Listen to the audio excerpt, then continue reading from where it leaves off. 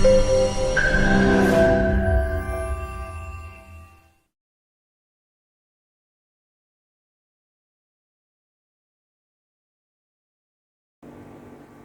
morning and welcome to the second lesson on a series of lessons on literary terms.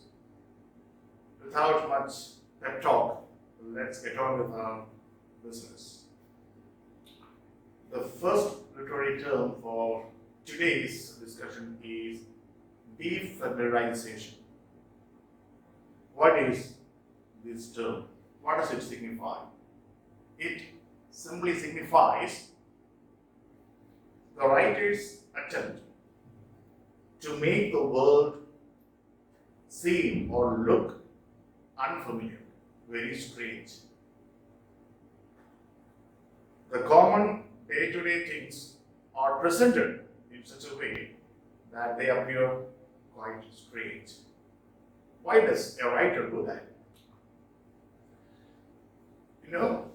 He does it to show the familiar, conventional things, objects, or notions in an unusual way. That's, I think, a repetition of whatever I have said. Why? The purpose is to make the readers question their perception of reality, to question the way they have understood the world so far, and redefine the reality at this moment. That means the purpose is to make the readers rethink about certain notions or ideas that they have taken for granted as true. Okay? Some examples from literature. Tolkien's The Lord of Rings, and Virginia Woolf has used it extensively in her book-length essay, Three Genius, written in 1938, and of course, Tolstoy has also used it. Okay. The next one is demystification. What is this? This is, simply put, explaining something that has remained a mystery to the readers or to the people. Something which has been considered very complex, very intricate, is now explained. So the myth, surrounding that particular concept or vision is now cleared. Okay, that is demystification. Dialectical materialism is a term borrowed from Marxism, from Karl Marx.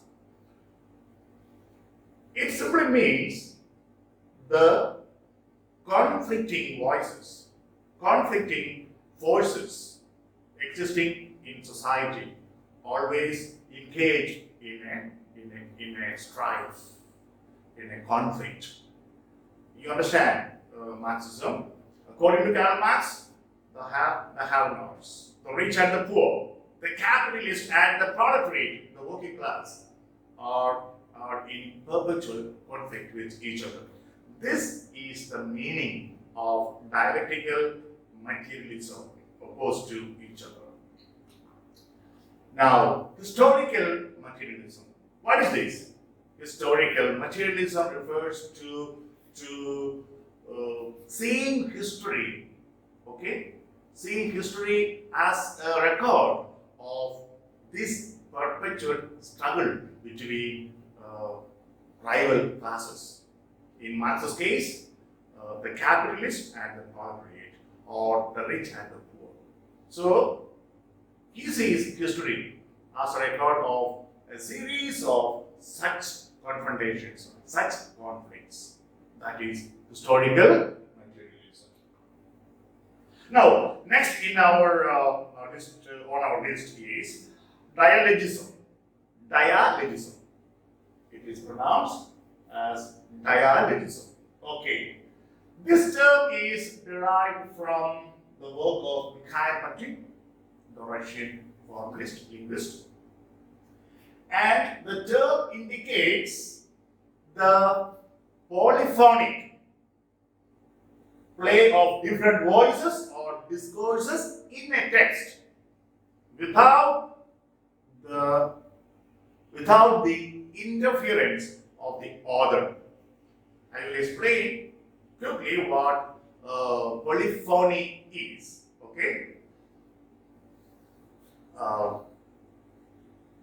I will explain quickly what polyphony is. Now, before that, let us look at what dialogism is. What dialogism is.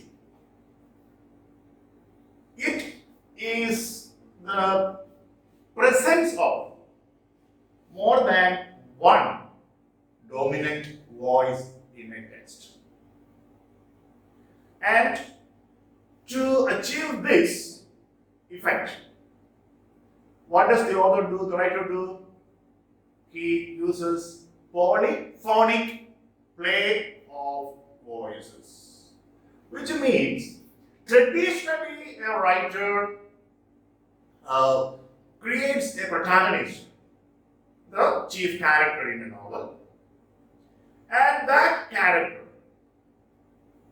and his or her values, beliefs, ideologies actually pervade the entire text and integrate the text.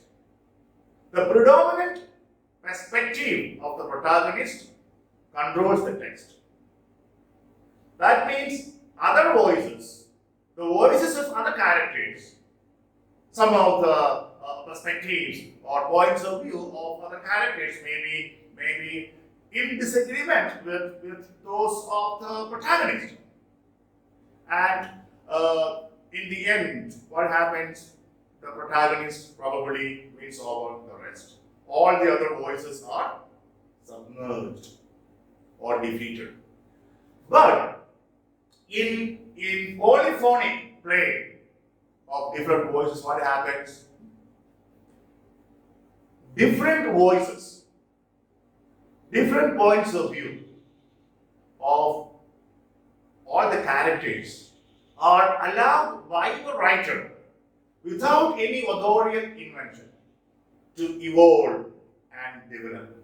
The writer does not favor with any particular voice. All the voices are allowed to evolve and develop, even though they are conflicting voices, even though they are conflicting points of view. This is the meaning of dialogism. Dialogism means dialogue. See, this word comes from the word dialogue. Dialogue involves more than one person. So their views are accepted. And this is achieved by using polyphony. Polyphony means, as I have said, allowing different voices. But there's a difference here between dialogism and polyphony. Slight difference. What is that? In polyphony, there can be very, very contradicting elements within the same character. That is the difference, or that is the specific meaning of polyphony. Okay. Now, let's read. The term indicates the polyphonic or polyphonic play of different voices or discourses in a text without the assumption of a dominant monolithic authorial position or voice. Monolithic means single powerful voice. That is the protagonist. And the protagonist, of course, is a mouthpiece of the author. But in this kind of narratives, the writer, the author does not intervene. Okay. Polyphony, I have already explained. This is a term coined by Bakhtin, allowing multiple conflicting views to develop in the text unevenly. It simply develops. The author does not restrain any particular character. All the ideas, all the perspectives, all the points of view are allowed to evolve. Okay. Now, It is in opposition to monologism. What does monologism means? A single point of view. One point of view. So polyphony is in opposition to monologism. That is one point of view in a text. Okay. Dostoevsky is very famous and he has used polyphony or polyphonic or style or techniques in his novels. Literary canon, next one. You know this is very familiar. This is a collection of works which are considered to be classics, which have universal value. They are relevant to all the people, all the time, in all the places. And other writers are judged or the works of other writers are judged against this literary canon. Okay. Next one, candor. Candor means a section in a long narrative or a big poem. This is the division into sections, and each section is known as a candor. Examples here: the Divine Comedy by Dante, and the Fairy Queen by Edmund Spenser, or Don Juan by Lord Byron. Okay, and Ezra Pound's poem named Candors. Cockney School of Poets. This is a derogatory term, a very insulting term, applied to three romantic poets: John Keats, and Leigh Hunt, and P.B. Shelley. That's all. Next one, confessional poetry. The term itself explains what it is. It is a self-revelatory poem or poetry. The poet reveals his or her inner state. It's a kind of autobiography of the writers. Self-revelatory. That is confessional poetry. Now, who are the most celebrated representatives of this school of poetry? Robert Lowell, W.D. Snodgrass, Sylvia Plath committed suicide at the age of 31. Anne Sexton, another one, also committed suicide at the age of 46. Allen Ginsberg, Emily Dickinson, Dorothy Parker, and John Berryman. These are the famous confessional poets. In some exams, they ask which one of the following is a confessional poet or is not a confessional poet. To answer this type of questions, you have to know who are the most important confessional poets. Okay. Curtain sonnet, again invented by G.M. Hopkins. He invented sprung rhythm, which we have already seen. This is a shortened version of sonnet. A conventional traditional sonnet has 40 lines, but a curtain sonnet has only 11 lines. That's all.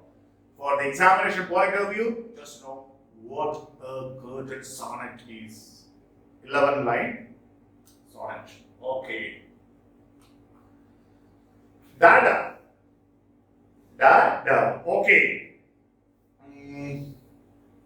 Dadaism. Dadaism was a literary movement which began in Zurich in Switzerland in 1916. That means the World War I started in 1914. So the middle, and it ended in 1918. So sometime in the middle of the World War I, this movement started. What is this movement?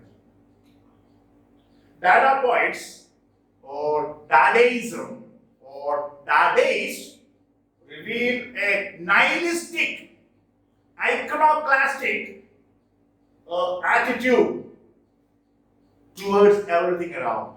Now, what is this nihilism? Nihilism means going against the established institutions or cultural or social or political values.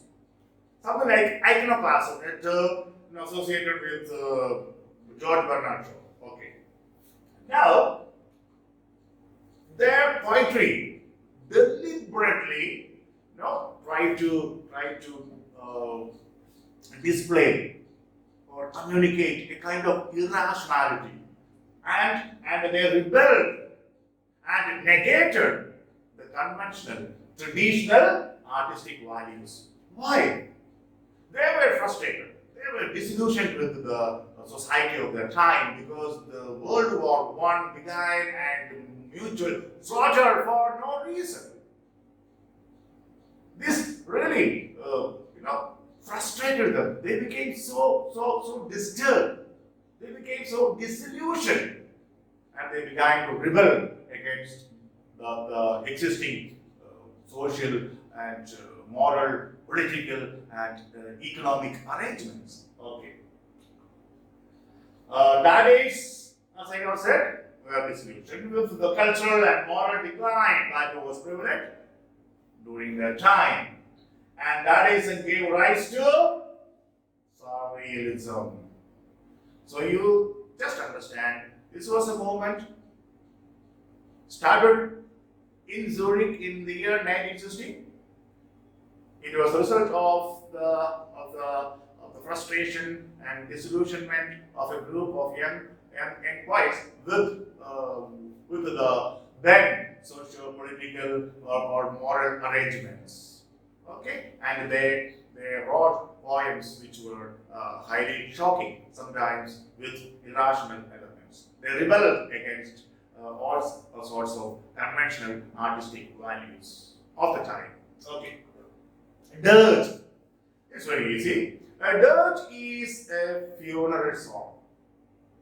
A dirge is usually used to sing or to be sung. A dirge is to be sung at the time of funeral. Now, there is elegy. Elegy is a poem, we will see that later, written to mourn the death of someone. The difference between dirge and elegy is that elegy is more meditative and it is longer than a dirge. Otherwise, the purpose is the same. Okay, dissonance. What is this dissonance? Unharmony. Incongruous. Doesn't fit together. Okay. It is a kind of, it is a kind of what I think we have seen this term, cacophony. Have you seen? Cacophony. Incongruous, harsh sounds coming together. So, dissonance refers to the same, incongruous, unharmonious, harsh sounds put together. Okay. Cacophony, it refers to a harsh collection of sounds. That's all. Doggerel. This was asked once in one of the exams in the past. Doggerel is a poem generally written for humor's sake.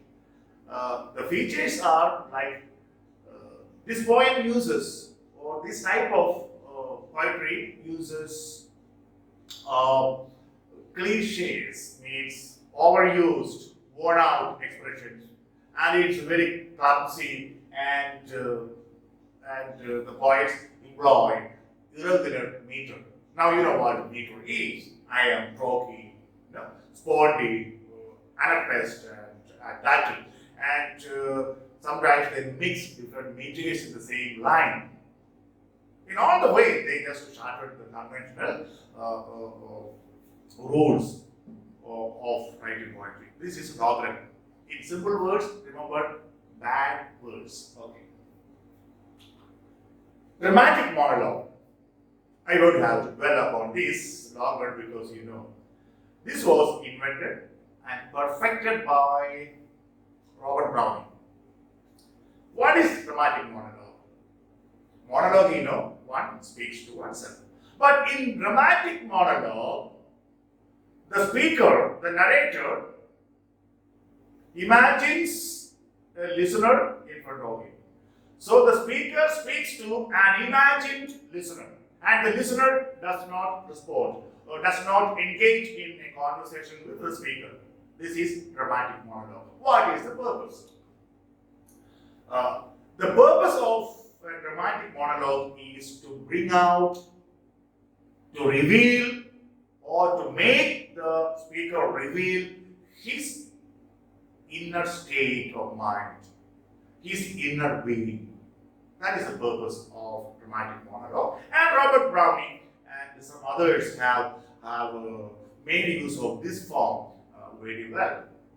Okay, Robert Browning's My Last Duchess and Fra Lippo Lippi, Andrea del Sacco, the laboratory, I think it is there, prescribed by Calicut University. Then the love song of Dear Alfred Prufrock by T.S. Eliot, Gerontion by T.S. Eliot, and Lady Lazarus by Sylvia Plath. Okay, these are all examples of dramatic monologue. Eclogue, I think we have already seen, or bucolic poetry. This type of poetry deals with common people who live in rural area, and the subject matter is always the shepherds and shepherdesses, their sufferings, their love, their frustrations, their sadness, their sorrows, etc. And the setting is rural, and it is away from the urban towns or cities. Okay. The eclogue first appeared in the idylls of the Greek poet. We have seen that. Theocritus, who is the founder of the pastoral poetry. Eclogue means pastoral. Eclogue, idyll. Okay? And the pastoral poetry, they are synonyms. They are synonyms, or they are synonymous. These are the different words used for the same. And later on, Roman poet Virgil used it. Okay. The difference between idylls and eclogues, what is that? These eclogues are in dramatic form. They are in dialogue forms. But idylls, like eclogues, are also pastoral poems, but in non-dramatic form. Idylls are not in dramatic form, in dialogue form. Eclogues are in dialogue form, but both deal with the same subject matter, the same themes. Okay. The next one we are going to look at is endophra. Endophra. It's very simple. Anaphora and cataphora are endophoras. Means pronouns pointing backwards or forwards are known as endophoras. Now, if you want to revise, go back to that video and look at what is anaphora and what is cataphora. Okay, anaphora and cataphora are endophoras. Okay. Elegy, I have already discussed. It is a poem that mourns the death of another person dear to the poet. There are some world famous elegies in English. Let's have a look at John Milton's Ulysses. Written to mourn the death of his Cambridge friend Edward King, who was drowned in the sea. Alfred Tennyson's In Memoriam, written to mourn the death of his dear friend Age, and who was actually betrothed to his sister. And B.B. Shelley's famous poem Adonais, written to mourn the premature death of John Keats. These are famous elegies in English literature. Now, elision. What is elision? It means omission. You leave out something. And it is not contracted form. You have to draw a distinction between contracted form of a word and elision. For example, when I say, I will help you, it is the contracted form of I will. I'm coming. I am coming. Okay. You are smart. You are smart. You are smart. Here, two words when contracted is this is slightly different from addition. Addition is a contraction within the same word by using an apostrophe. It is the omission of unstressed syllables, usually to fit a metrical scheme. Let's look at some examples. Never is an addition of never within the same word. The unstressed, in the place of the unstressed syllable, apostrophe is placed. Amorous, amorous. Timorous, timorous. This is addition. Epic, it is a long narrative poem which has a hero of majestic nature, and it is written in majestic, elevated, noble language. That is a epic. Homer's Iliad, Odyssey, and John Milton's Paradise Lost, and before that, Edmund Spenser's The Fairy Queen are all epic poems. Epigraph is a quotation from another writer placed beneath. Epigraph. It is a quotation from another literary work that is placed beneath the title at the beginning of a poem or a novel or any piece of writing. So, epigraph is a quotation lifted from another writer and used by another one. Okay? Epistle. The word itself denotes the meaning. Denotes the meaning. Epistle. Denotation and connotation, you know the difference?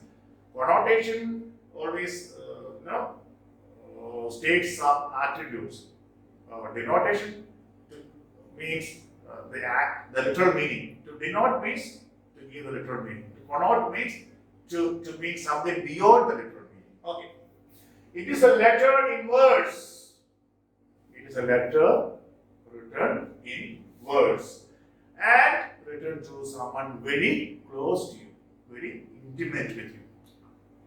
Alexander Pope was very fond of it, and his famous epistle to Dr. Arbuthnot. Epistle to Dr. Arbuthnot was written to a physician who was very close to Alexander Pope. When we survey the history of English literature, we will have a short look at this particular point. Epitaph. It is an inscription written on the tombstone of a person. So it's a kind of brief elegy. It's a brief elegy. It's an inscription that generally is written and placed on the tombstone. Okay. This one, écriture féminine. Écriture is French. Écriture féminine is how it is pronounced. Feminine or female writing. What does this mean? Before what it means, the term was coined by Helen Sixou. Helen Sixou, in her famous essay, 1975 essay, The Laugh of the Medusa. The laugh of the Medusa. This term is used to describe a mode of textual protection that resists the mode of male communication. That means the term is used to discriminate writings by women, okay, from writings by men. Men write from their patriarchal point of view, and very often women are not projected in the right light. So women writers resist the the mode of communication, the mode of writing practiced by the male writers. This is what is meant by this term. Okay. Epic theatre. This is associated with Bertolt Brecht, German playwright. What is this epic theatre? Now, it's not just a place where you go to watch a play, okay? Don't think it that way. Epic theatre was a moment. And what kind of moment? It was a moment which wanted the audience to detach themselves from whatever they were watching or seeing on the stage performed by the actors. Okay, generally what happens when someone watches a play, this person tries to identify himself or herself with the characters and the events on the stage and empathizes with them. And consequently, what happens is there is a kind of catharsis in the words of Aristotle. And Bertolt Brecht was quite against this kind of a result produced by drama. He wanted something different. What did he want? He wanted people to think critically, intellectually, imaginatively, creatively, and not just to identify with the characters and situations on the stage. No, he wanted the audience to remain detached, and that way look at everything very critically, and then try to not agree with whatever happens there and sympathize or empathize with them. Think differently and bring about social, political changes. And he didn't like Aristotle's concept of catharsis because he criticized Aristotle for giving importance to pleasure and entertainment rather than to social or political changes. Okay. I already explained. You go ahead. Okay. Now, how did he achieve this? Through alienation effect. I have already discussed this with you. Alienation effect is getting the audience to remain detached from whatever is happening on the stage. And for this, certain stage techniques were used so that the audience would not identify themselves with the characters or events on the stage. Okay, this is alienation effect. I think we have already seen what it is. Okay. Now, episteme. What is episteme? Don't be intimidated by the jargon used here. Episteme is nothing but a collection or the entire corpus, the entire body of the writings of a particular historical period, epoch or epoch as you call it. So, all the writings put together of a particular period, okay, is known as episteme. That's all. So, philosophical or scientific or literary, whatever, all the writings of a particular epoch is known as, put together, is known as episteme. Epistolary novel. This is a novel which was very popular in the 18th century and it is written in the form of letters exchanged between characters, different characters in the novel. And the most famous practitioner of this novel was, or this short play was Samuel Richardson in the 18th century. See, Richardson's Clarissa is an example, and another one, Tobias Smollett, the expeditions of Humphrey Clinton.